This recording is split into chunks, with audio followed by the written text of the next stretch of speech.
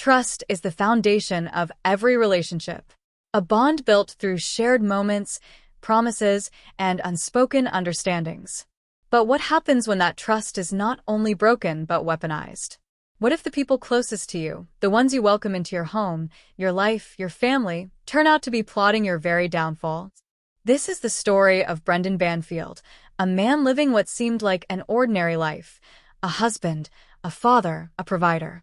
By his side was his wife, Christine Banfield, a loving mother whose world revolved around her family. Together, they seemed to have it all. And then there was Juliana Peres Magalhães, a nanny from Brazil, welcomed into their home to care for their child and help ease the burdens of daily life. But appearances, as they so often are, were deceiving. Behind closed doors, a secret was growing, a secret that would shatter everything Christine held dear. Brendan Banfield, the man she trusted, the man she shared her life with, had entered into an affair with Juliana, the very woman she had welcomed into her home. Their betrayal was not just an act of infidelity, it was the beginning of something far darker. As the weeks turned to months, the tension in the Banfield household began to shift. Christine could feel it, even if she couldn't name it. Unspoken words lingered in the air, stolen glances passed unnoticed by some but not by her. The weight of something unspoken, heavy, unrelenting, seemed to press down on her, a quiet storm building just beyond the horizon. Then, one night, it all came crashing down. What began as whispers of betrayal turned into headlines of a crime so brutal it left an entire community reeling. Christine Banfield was found dead, her life taken in a way that defied comprehension. And when the truth surfaced, it was more than a simple story of passion gone wrong. It was the culmination of a carefully orchestrated plan, a cold and calculated act driven by greed, lust, and a willingness to destroy anything and anyone standing in the way. This is not a story about mistakes or regrets. This is a story about betrayal. A betrayal that left behind a shattered family, unanswered questions, and a community grappling with the sheer horror of it all. It is the story of Brendan Banfield, Juliana Peres Magalhães, and Christine Banfield, a story of trust violated, lives destroyed, and the lengths some will go to in pursuit of their darkest desires. Stay with us as we uncover the chilling details behind this case, the tangled web of lies, the evidence that brought the killers to justice, and the devastating aftermath for those left behind. Brendan Banfield. To anyone looking in from the outside, Brendan was the portrait of success. A hard-working professional, a devoted husband, and a loving father. Known for his charm and warm demeanor, he was respected in his community, the kind of man people could trust.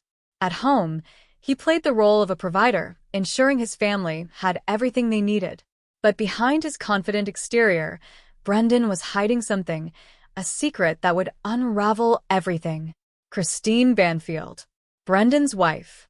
She was the heart of the Banfield household, a caring mother, a dedicated partner, and a woman who always put her family first. Christine was described by friends as nurturing and kind, the type of person who lit up any room she walked into. She had dreams for her family, and she worked tirelessly to make their lives as happy and stable as possible. But Christine's love and dedication were about to meet a betrayal so profound that it would cost her everything. Juliana Peres Magalhães. A young woman from Brazil, Juliana came into the Banfields' lives as their nanny. Bright, charismatic, and seemingly trustworthy, she quickly became a fixture in the home. Hired to help with childcare and ease the stresses of daily life, Juliana became more than just an employee. She became a part of their family. Or at least, that's what Christine believed.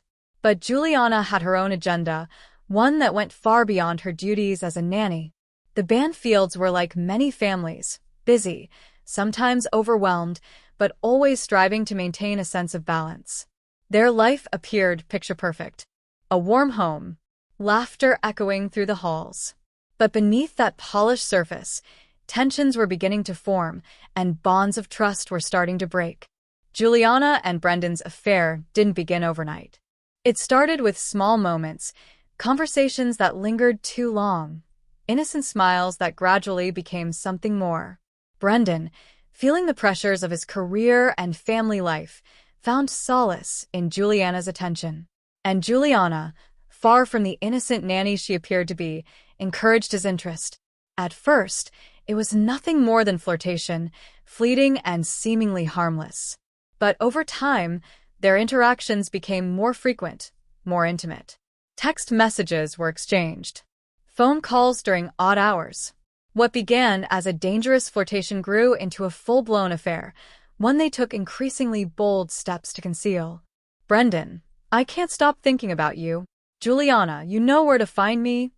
While Christine managed the day-to-day chaos of family life, Juliana and Brendan were carving out moments to be alone, weaving their secret into the fabric of the Banfield home itself. It was only a matter of time before their betrayal began to leave traces, subtle shifts that Christine couldn't ignore. As Brendan and Juliana's relationship deepened, Christine began to notice things she couldn't explain. Brendan, who once shared everything with her, had grown distant, distracted. Juliana, who had always been warm and attentive to the family, seemed to avoid her gaze. Little things started to add up. Whispered conversations that stopped when she entered the room, unexplained absences, and a growing unease that she couldn't shake. Friends would later recall Christine mentioning that something felt off, but she couldn't quite put her finger on it.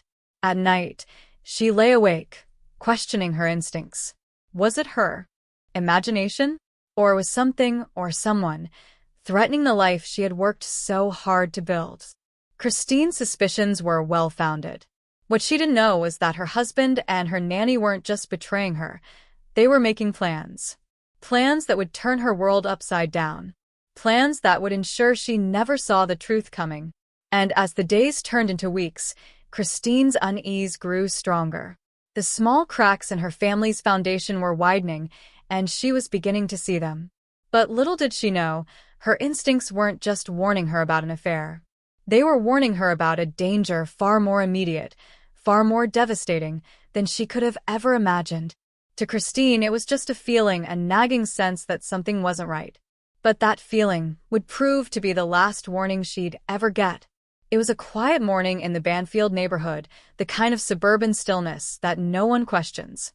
But for the responding officers who arrived at the Banfield residence, that stillness was shattered by what lay behind the front door. Inside, the home was eerily silent. No cries for help, no frantic movements.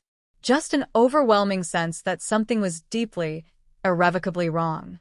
Christine Banfield was found lifeless in the bedroom, a scene so violent and appalling that seasoned officers would later admit it was among the worst they had ever encountered. Blood spattered the walls, the bedsheets soaked in crimson.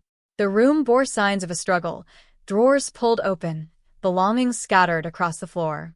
But nothing had been taken. This was no ordinary burglary. In the hallway, another body was discovered, a friend of Christine who had been visiting that evening. Their presence, investigators would later learn, was entirely incidental, a tragic twist of fate that added another layer of complexity to the case. From the outset, detectives were puzzled. The signs of forced entry suggested an intruder, but the lack of stolen items and the personal nature of the attack pointed in another direction. Was this a random act of violence? Or something far more calculated? Brendan Banfield, the grieving husband, was visibly distraught when questioned by police. He spoke of his wife with a trembling voice, describing her as a kind and loving woman who had no enemies. To those watching, his grief seemed genuine, heartbreaking even. But not everything added up. Investigators noted inconsistencies in Brendan's account. Small details he couldn't or wouldn't explain. And then there was Juliana Peres Magalhães, the family's nanny. Her demeanor during initial questioning was calm. Too calm, some might say. It didn't take long for cracks to appear in the picture Brendan and Juliana were painting. Neighbors reported hearing raised voices coming from the house on the night of the murder, voices that didn't belong to Christine. One neighbor described seeing Juliana leaving the house in a hurry hours before the police arrived. Phone records were the first domino to fall. Investigators uncovered a series of secret communications between Brendan and Juliana, Calls and messages exchanged at odd hours, coded in ways that suggested something more than casual conversation. And then, the breakthrough, a deleted text message recovered from Juliana's phone that read, "It's done. Call me when you can." This single piece of evidence began to unravel their carefully constructed narrative. The affair was no longer a rumor. It was undeniable. As investigators pieced together the timeline, the full extent of Brendan and Juliana's betrayal came into focus. Their relationship had been far from casual. It was an obsessive, calculated partnership built on lies and manipulation. For months, they had plotted together, crafting a plan to eliminate Christine and start a new life together. Christine's murder wasn't a crime of passion. It was premeditated. Brendan and Juliana had discussed every detail, from staging the scene as a burglary to ensuring there were no witnesses. But they hadn't accounted for the resilience of investigators or the weight of their own mistakes. The betrayal was staggering. Even in death, Christine had no idea of the depth of the conspiracy against her. The woman she trusted in her home, the man she loved, both conspiring to take everything from her. Brendan Banfield was the first to be taken into custody. His demeanor shifted almost immediately. Gone was the grieving husband. In his place was a man scrambling to deflect blame. He insisted he had no involvement in the crime, pointing the finger squarely at Juliana. Juliana was arrested shortly after. At first, she maintained her innocence, claiming she had been manipulated by Brendan.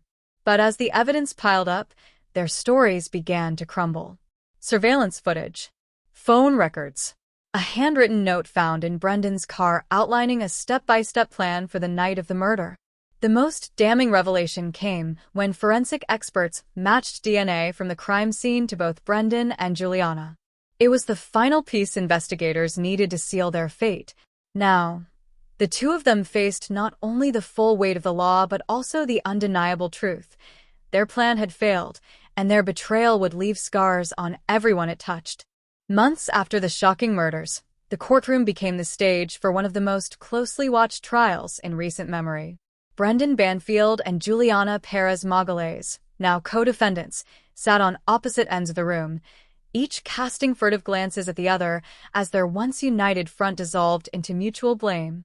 The prosecution wasted no time in presenting their case, painting a picture of a calculated, cold-blooded conspiracy.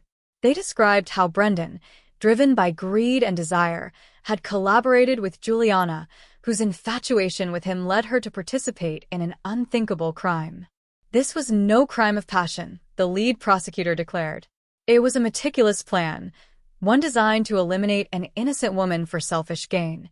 Juliana's defense team argued that she had been manipulated by Brendan, portraying her as a vulnerable woman coerced into committing a heinous act. She was blinded by love, her attorney claimed, used as a pawn in Brendan's sinister scheme. But the evidence told a different story. Text messages, surveillance footage, and even Juliana's own words painted her as an active participant, not a passive victim. For Christine's family, the trial was a relentless wave of heartbreak. Each piece of evidence, each coldly calculated detail of the plot, served as a reminder of the betrayal she endured. Her sister, during an emotional testimony, described Christine as a beacon of kindness and love and how the family had been shattered beyond repair. After weeks of harrowing testimony and damning evidence, the jury delivered their verdict. Brendan Banfield was found guilty on all counts, including first-degree murder, conspiracy to commit murder, and obstruction of justice. Juliana Peres Magalhães faced the same charges and met the same fate. The courtroom fell silent as the judge handed down life sentences for both, ensuring they would spend the rest of their days behind bars. Christine's family, though relieved by the verdict, found little solace in the outcome. "Justice has been served," her mother said tearfully outside the courthouse, "but it doesn't bring Christine back. Nothing ever will." For many in the community, the case left a scar, a reminder that even the most idyllic lives can conceal unimaginable darkness. Questions lingered about how two people could carry out such a horrific act without remorse. In the months following the trial, Christine's family struggled to rebuild their lives.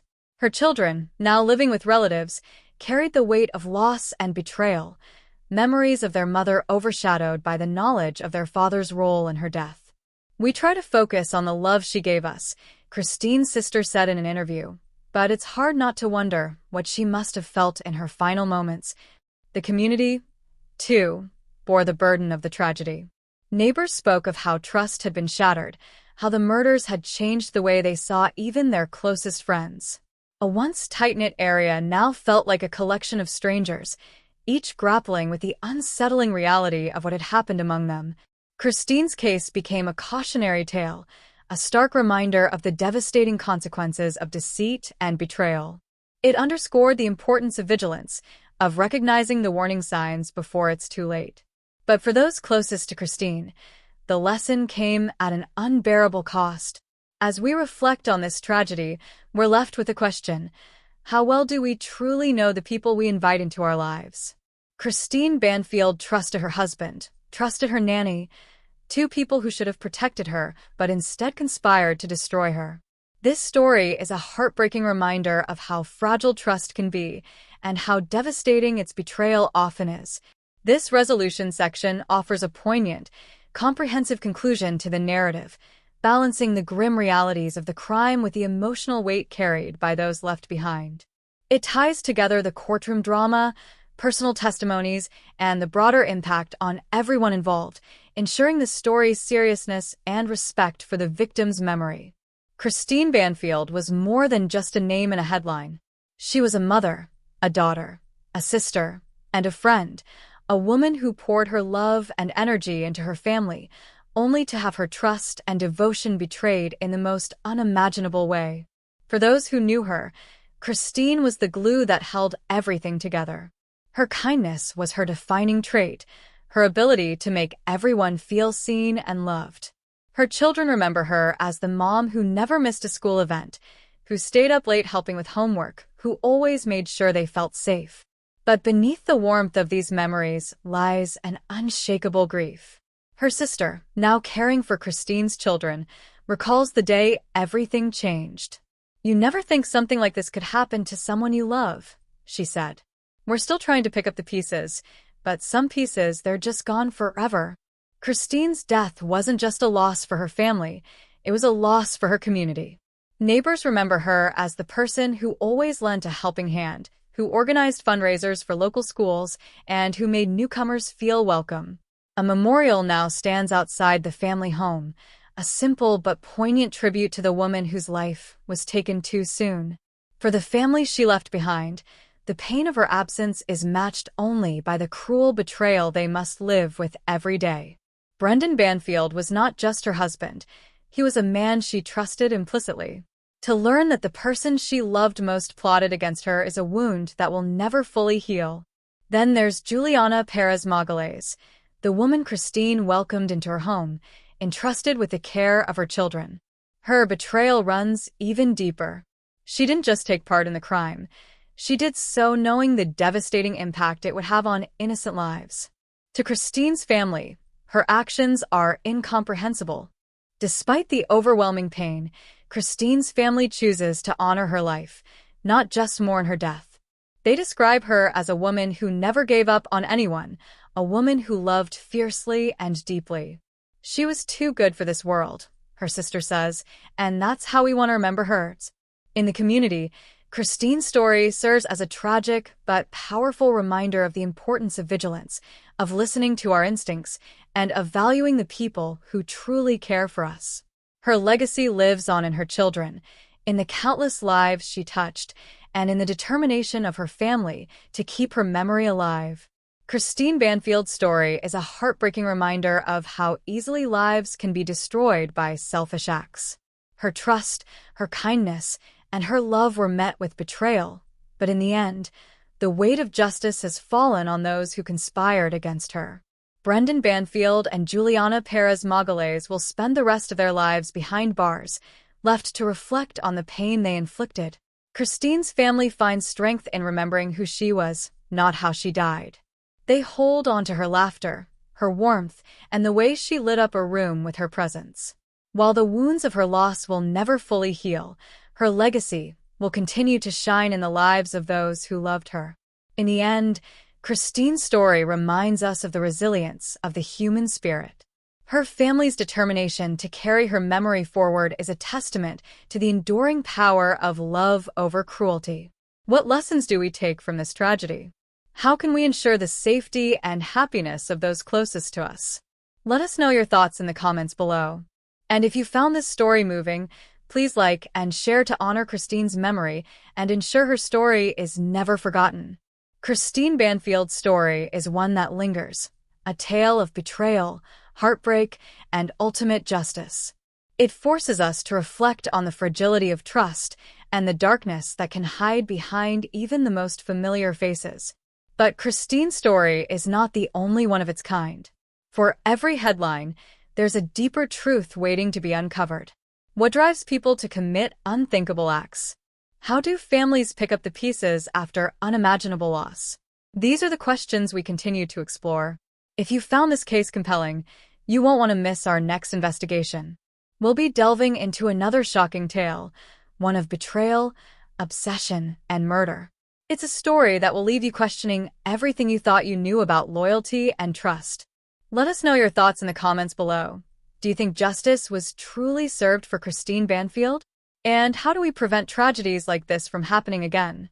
Your voice matters. Don't forget to like this video and share it with others. Your engagement helps keep these stories alive and reminds us all of the importance of justice and truth. And if you haven't already, make sure to subscribe and hit the notification bell. Join us as we uncover more stories that demand to be told. Together, we can shed light on the darkest corners of human nature and honor the lives